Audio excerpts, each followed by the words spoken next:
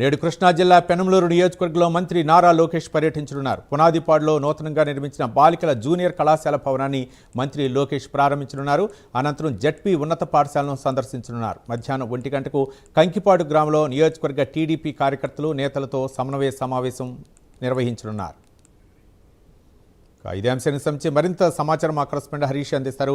హరీష్, ముఖ్యంగా ఈరోజు మంత్రి నారా లోకేష్ పర్యటన ఏ విధంగా ఉండే అవకాశాలున్నాయి? మరోపక్క ఇక్కడ స్థానిక నాయకులతో ఎలాంటి అంశాలపై చర్చించే అవకాశాలున్నాయి అనుకోవచ్చు? హరీష్, అది మరి కాసేపట్లో విద్యాశాఖ మంత్రి నారా లోకేష్ పెనంలూరు నియోజకవర్గానికి సంబంధించినటువంటి పర్యటనలో కొనసాగబోతోంది. దీనికి సంబంధించి పార్టీ యంత్రాంగం ప్రత్యేకమైనటువంటి ఏర్పాట్లు కూడా చేసినటువంటి సిచ్యువేషన్ ఉంది. ఒకవైపు విద్యాశాఖకి సంబంధించినంత వరకు కూడా పాఠశాలకు సంబంధించినటువంటి అప్గ్రేడేషన్, అదేవిధంగా జూనియర్ కళాశాలకు సంబంధించినటువంటి నిర్మాణ పనులను కూడా ఆయన ప్రారంభిస్తారు. అదేవిధంగా అక్కడ ఉన్నటువంటి విద్యాశాఖకు సంబంధించినటువంటి అధికారులతో సంప్రదింపులు జరపడం, అదేవిధంగా తీసుకోవాల్సిన చర్యలపైన కూడా ఆయన ఆదేశాలు ఇచ్చేటువంటి అవకాశం ఉంది. అయితే ఇక పార్టీకి సంబంధించినంత వరకు కూడా పెనంలూరు నియోజకవర్గానికి సంబంధించినంత వరకు కూడా పార్టీలో ఉన్నటువంటి ఎక్కువగా ఉన్నటువంటి గ్రూపులు, ఒకే సామాజిక వర్గం అయినప్పటికీ కూడా గ్రూపులు మాత్రం అనేకం ఉన్నాయి. అసంతృప్తులు కూడా పెద్ద ఎత్తున ఉన్నటువంటి సిచ్యువేషన్ ఉంది. స్థానిక ఎమ్మెల్యే బోడే ప్రసాద్కి సంబంధించినంత వరకు కూడా గత ఎన్నికల్లో